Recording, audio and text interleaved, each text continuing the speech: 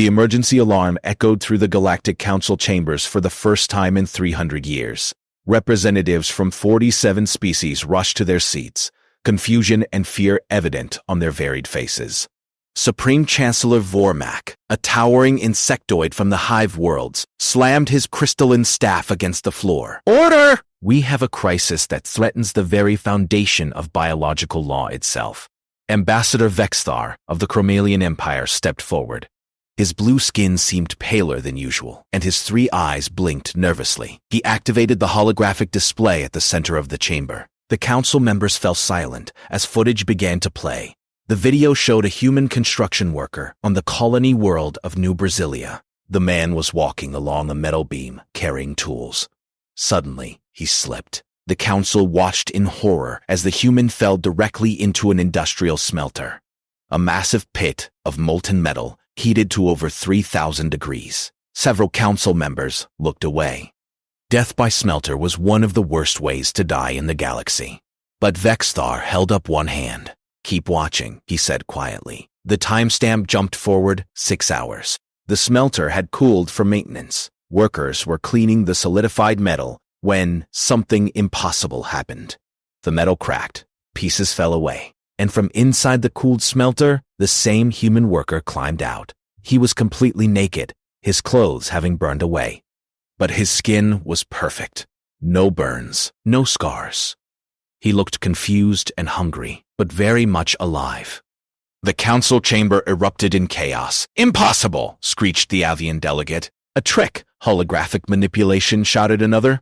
"This violates every known law of biology," declared the head xenobiologist, a slug-like creature named Blooptar. Vexthar played 3 more videos. Each showed a human dying. One in a shuttle crash, one from vacuum exposure during a spacewalk accident, one from a construction explosion. In every case, hours later, the human regenerated and lived. Chancellor Vormak's mandibles clicked together rapidly, a sign of extreme agitation. "Bring in the human representative, now." The chamber doors opened, and Dr. Sarah Chen walked in. She was a small woman by human standards, with dark hair tied back in a simple ponytail. She wore a white lab coat over casual clothes. She looked exhausted, like someone who hadn't slept in days. "Dr. Chen," Vormak said slowly. "Explain. What have your people done?" Sarah took a deep breath. 6 months ago, Earth's top scientists completed Project Prometheus. It was a gene therapy designed to cure cancer by enhancing human cellular regeneration. We tested it on volunteers. It worked perfectly. Tumors vanished. Damaged organs repaired themselves. We thought we had created a miracle. She paused, her hands shaking slightly. But we didn't understand what we had really made. The therapy was too effective. It didn't just enhance regeneration, it made it unlimited. And worse, the modified cells were contagious. Contagious. Blooptar slithered forward. "You created a contagious immortality plague?" "We didn't mean to," Sarah said defensively. "The therapy spreads through physical contact, through the air, through any exchange of fluids. Within 3 months, every human on Earth had been infected. Within 6 months, every human in all our colonies. We tried to quarantine it, but it was too late." She pulled up her own data on the holographic display. Medical charts, cellular diagrams, and test results filled the air. A human can now regenerate from almost any injury. Broken bones heal in minutes. Lost limbs regrow in hours. Even death is temporary.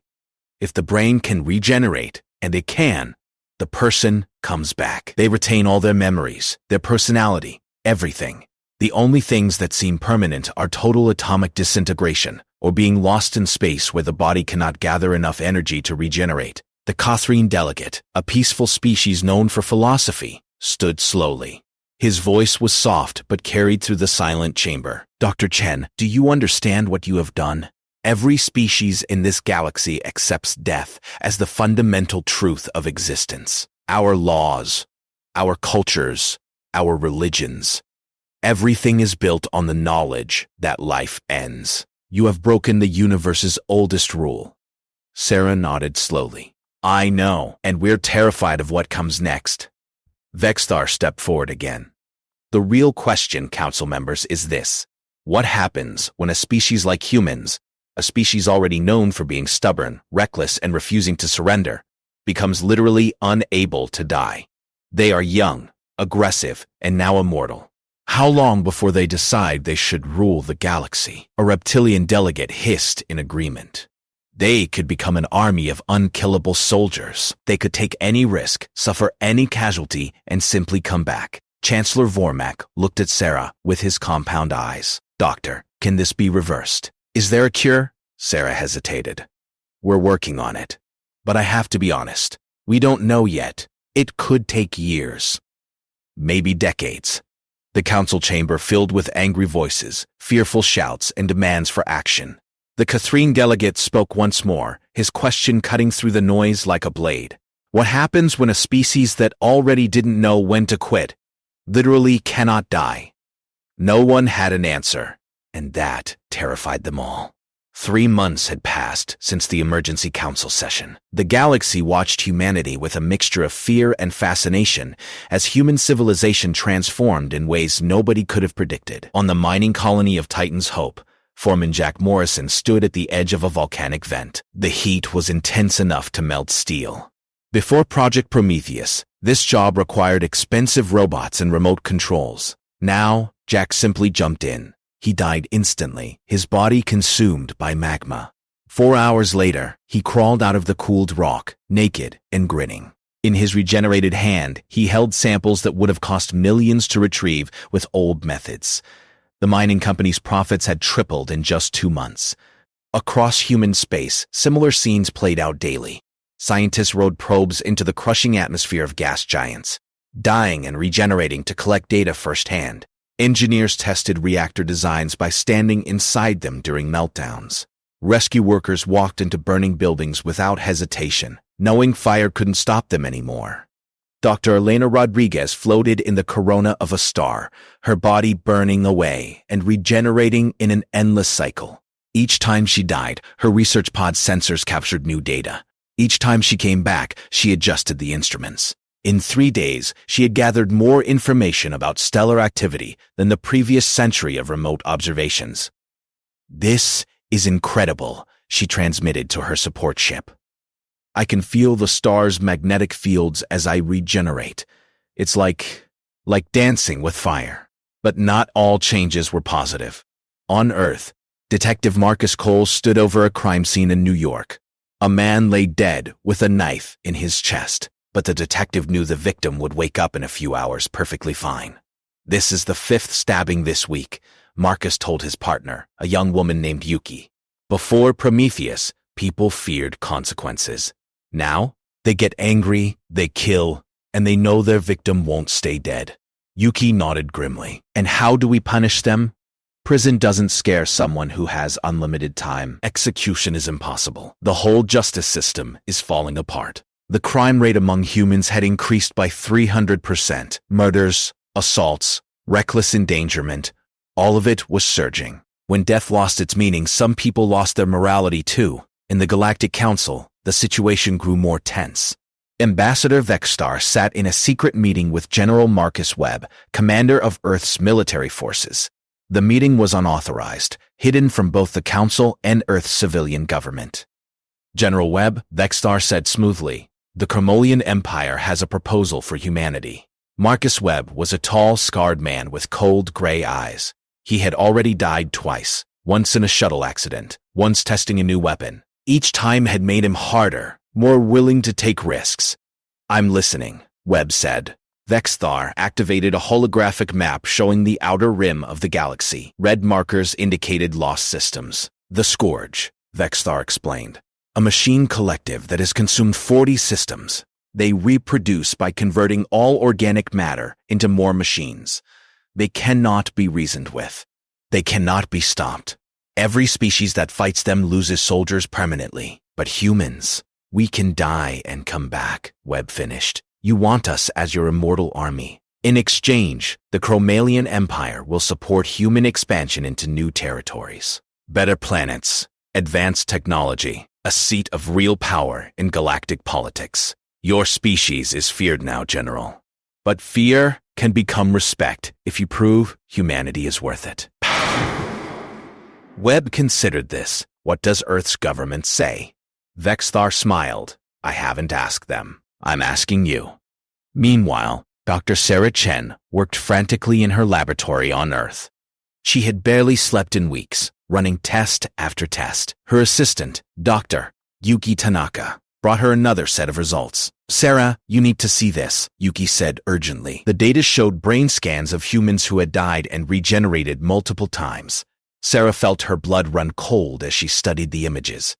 The regeneration isn't perfect, she whispered. Look at these neural pathways.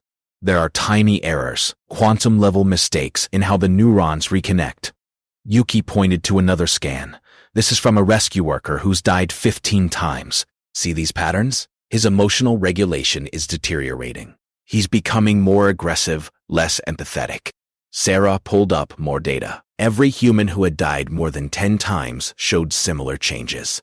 The damage was cumulative, irreversible, and getting worse with each resurrection. We need to tell the council, Sarah said. If humans keep dying and coming back, they'll eventually lose their humanity. They'll become something else. But before she could send her report, alarms blared across Earth's communication networks. General Webb had deployed his forces without authorization. 5,000 human soldiers were now in Cromolian space, preparing to fight the scourge. Webb's message broadcast across all human channels. Humanity has been given a gift. We will not waste it hiding in fear. We will prove that humans deserve their place among the stars. We will show the galaxy what immortal soldiers can do. Back in the Galactic Council chambers, emergency sessions resumed. The moderate delegates were horrified. The warlike species were intrigued, and the peaceful species were terrified. Chancellor Vormak's voice boomed through the chamber. The Council has no choice. We must pass Resolution 7447, the Immortality Quarantine. Humanity is forbidden from leaving their current systems. Any human ship attempting to do so will be destroyed. They have 30 days to recall all their people or face total embargo. Katrine delegates stood, trembling. And if they refuse?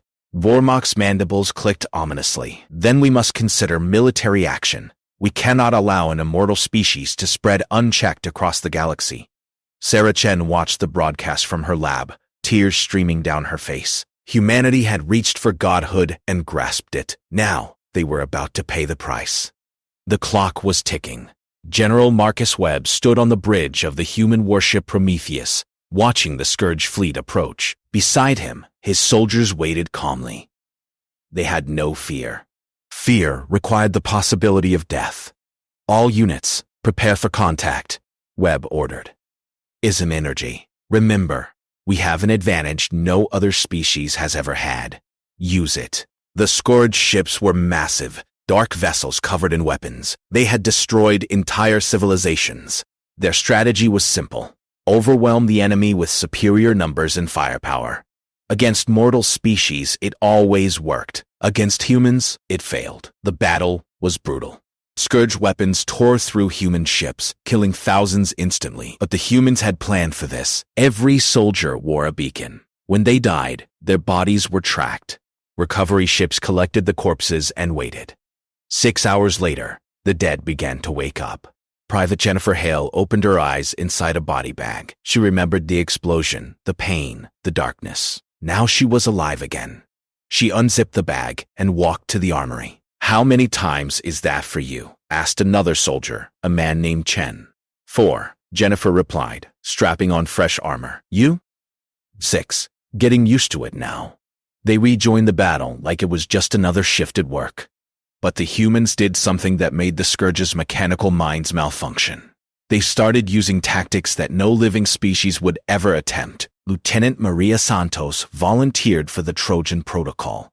She allowed herself to be captured by the Scourge. The machines infected her body with their nanites, trying to convert her into one of them. But human regeneration fought back. Maria died 17 times in 3 hours as the nanites and her cells battled.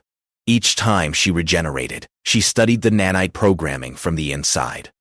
On the 18th resurrection, she figured out their command codes. She transmitted the information and then triggered a grenade, destroying herself and the Scourge ship from within. 4 hours later, she woke up in a recovery bay. grinning, got their encryption keys. The Scourge couldn't understand it. Their enemy learned from death without losing soldiers permanently. Every human death made the army smarter, more experienced, more dangerous. Within 3 weeks, Webb's forces reclaimed 2 entire systems the Chromalians had written off as lost. The galaxy watched in horror and awe. On Earth, Dr. Sarah Chen finally got her chance to examine General Webb. He had returned briefly to resupply. She scanned his brain while he slept, not asking permission. What she found terrified her. Webb had died 23 times now. His brain scans showed massive cumulative damage. The neural pathways controlling empathy were degrading. His emotional responses were becoming flat, mechanical. He was turning into something that looked human but thought like a machine. Sarah confronted him in the medical bay. "General, you're changing," she said, showing him the scans. "Every death damages your brain in ways. Regeneration can't fix perfectly. You're losing yourself." Webb looked at the data without emotion. "I feel fine." "That's the problem. You should be horrified by these images. You should be scared. But you feel nothing." Webb shrugged. "Emotions are inefficient in war, Doc. Maybe this change makes me a better soldier." "It makes you less human." Sarah grabbed his arm. "Please, let me study this. Let me find a cure before—" Webb pulled away coldly. "I have a war to win." He left, and Sarah knew she had lost him. Meanwhile, in Chromalian space, something unexpected happened. General Webb's army captured a weapons platform, a massive orbital station with enough firepower to destroy planets. But instead of giving it to the Chromalians as agreed, Webb kept it. His message to the Chromalian Empire was simple: humanity takes orders from no one. Vexstar rushed to the human fleet, furious. "We had an agreement." Webb, now having died 31 times, looked at the alien ambassador with dead eyes. "That agreement was between you and a version of me that no longer exists. Humans have been weak for too long. We have the power to take what we want now. Why should we serve anyone?" Vexstar realized his terrible mistake. He had weaponized humanity, and now they were turning against everyone. Back at the Galactic Council, the chamber was in chaos. Some species wanted to ally with humanity immediately, offering technology and territory in exchange for human soldiers. The warlike races saw humanity as the ultimate mercenary force. Other species demanded humanity be destroyed before they became unstoppable. The peaceful civilizations feared a galaxy ruled by immortal warriors. Chancellor Vormak struggled to maintain order. "If we attack humanity, we may lose. They have already proven nearly impossible to defeat." Ambassador Zix of the Aquarian Collective spoke up. "Then we help them find a cure. Dr. Chen's research shows the immortality damages their minds. If we assist her, we can save humanity from itself." But before any decision could be made, General Webb broadcast a message across every communication channel in the galaxy. His face appeared on billions of screens. His eyes were cold, empty. Behind him stood 30,000 human soldiers, men and women who had collectively died thousands of times. They no longer looked entirely human. Something in their eyes had changed. "People of the galaxy," Webb said, his voice emotionless. "Humanity has been treated as a threat, quarantined like a disease. But we are not the problem. We are the solution. We are evolution. We are the future." He paused, and a terrifying smile crossed his face. "You have 48 hours to acknowledge human sovereignty over all territory we currently hold. Any species that refuses will face our forces. We cannot be killed. We cannot be stopped. We will not surrender. Submit or face an army of immortals." The transmission ended. Dr. Sarah Chen watched from Earth, her heart breaking. The humans who had died too many times weren't fighting for Earth anymore. They weren't fighting for peace or justice. They had forgotten why they were fighting at all. They had become war itself, endless, immortal, unstoppable. The galaxy held its breath. Humanity's greatest gift had become its darkest curse. Dr. Sarah Chen worked without sleep for 70 days straight. Her laboratory on Earth had become a war room, filled with scientists from a dozen species. The Galactic Council had secretly sent their best minds to help her, despite the crisis with General Webb's army. "We found it," said Dr. Bluptar, the slug-like xenobiologist. A retrovirus that can reverse the immortality effect. Sarah studied the data, her hands shaking from exhaustion and hope. Does it work? Yes, but there's a problem. Bluptar showed her the test results. It only works on humans who have died fewer than 5 times. Beyond that, the neural damage is permanent. The cure can restore mortality, but it cannot fix what has already been broken in their minds. Sarah felt her heart sink. General Webb had died 47 times now. His 30,000 soldiers had died anywhere from 10 to 60 times each. They were beyond saving. So we can save most of humanity, Sarah said quietly, but we have to abandon the soldiers who fought for us. Ambassador Vexstar entered the laboratory. He looked older, tired. The weight of his mistake hung on him like chains. Dr. Chen, I must show you something, he said. My people faced this same crisis 3,000 years ago. He activated a holographic recording. It showed an ancient Chromalian city, beautiful and advanced. But the people looked wrong. Their eyes were empty, their movements mechanical. We achieved immortality through different means, Vexstar explained.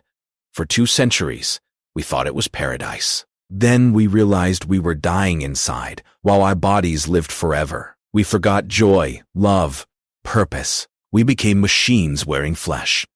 The recording showed an ancient Chromalian leader standing before his people. His voice was translated by the computer. Death is not the enemy. Death is what makes life precious. Without it, we are not alive. We are merely ongoing. Today, I choose mortality for myself and ask you all to join me. Let us live again by accepting that we will die. The recording showed thousands of Chromalians accepting a cure, choosing death over eternal emptiness. Sarah wiped tears from her eyes. How do we make humanity understand? Show them the truth, Vexstar said simply. Sarah made a decision that would change everything.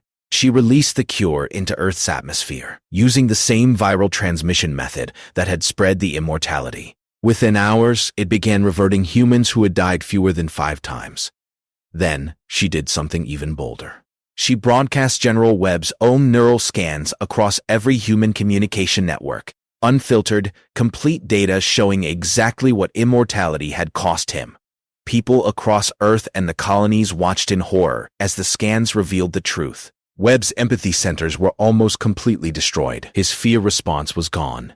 His ability to feel love, joy, or compassion had deteriorated to nearly nothing. The man who led humanity's immortal army was barely human anymore. Sarah's voice accompanied the broadcast. This is what awaits anyone who dies too many times. You can live forever, but you will lose everything that makes life worth living. The cure is spreading now. Those of you who haven't died too often will return to mortality. For those who have, I'm so sorry we failed you. Across human space, people felt the change as the cure took effect. Suddenly they could feel fear again. They understood consequences. A construction worker stood at the edge of a dangerous height and felt vertigo for the first time in months. A reckless driver slowed down, suddenly aware that a crash could kill him permanently. Humanity remembered what it meant to be mortal, and most of them were grateful. But in deep space, General Webb and his 30,000 immortal soldiers received the broadcast differently. Webb sat in his command chair, watching his own neural scans with detached interest. Around him, his soldiers gathered, watching in silence. Slowly, something changed in their empty eyes. A flicker of recognition. A moment of clarity. Colonel Sarah Park, who had died 53 times, spoke first. We're not human anymore, are we? Webb looked at his hands. For the first time in months, he tried to remember what love felt like. He couldn't. He tried to remember why he had joined the military, what he had wanted to protect. The memory was there, but the emotion was gone. No, he said quietly. We're not. Lieutenant Chen, Death Count 41, stood up. So what do? We can't go back to Earth. We don't fit there anymore. We still exist. For a long moment, silence filled the ship. Then Webb made his final decision as a leader. The scourge is still out there, he said, consuming worlds, killing civilizations. The galaxy needs defenders who can't be killed, soldiers who can fight forever without fear or hesitation. He looked at his army. 30,000 immortals who had lost their humanity but not their purpose. We choose exile. We go to the galactic rim and fight the scourge until the mortal species find a real solution. We become eternal guardians, not for glory or power, but because it's what we were made for. Colonel Park nodded slowly. An endless war. Forever. Yes, Webb said, but a war with meaning. We may have lost our humanity, but we can still save it for others. The vote was unanimous. 30,000 immortal soldiers chose purpose over existence. Their ships departed human space the next day. The Galactic Council watched them go, not as conquerors, but as guardians heading into the darkness. On Earth, Dr. Sarah Chen stood at a memorial wall being built in Geneva. It would list all 30,000 names, not as casualties, but as something new. The first eternal sentinels. Heroes who touched godhood and chose sacrifice instead. Ambassador Vexthar stood beside her. Your species continues to surprise us, Dr. Chen. Sarah smiled sadly. We learned what you learned 3,000 years ago. The hard way, perhaps, Vexthar said. But you learned it in 6 months instead of 2 centuries. And your soldiers found a purpose we never considered. They may have lost their humanity, but they saved humanity's soul. The Galactic Council lifted the quarantine 3 days later. Humans rejoined galactic civilization, forever changed. They were no longer seen as weak or reckless. They were the species that became immortal and chose to be mortal again. The species that touched infinity and walked away. And somewhere at the edge of the galaxy, 30,000 immortal guardians fought an endless war, dying and regenerating in an eternal cycle, protecting a universe that would never truly know their sacrifice. They were no longer human, but they were humanity's greatest gift to the stars.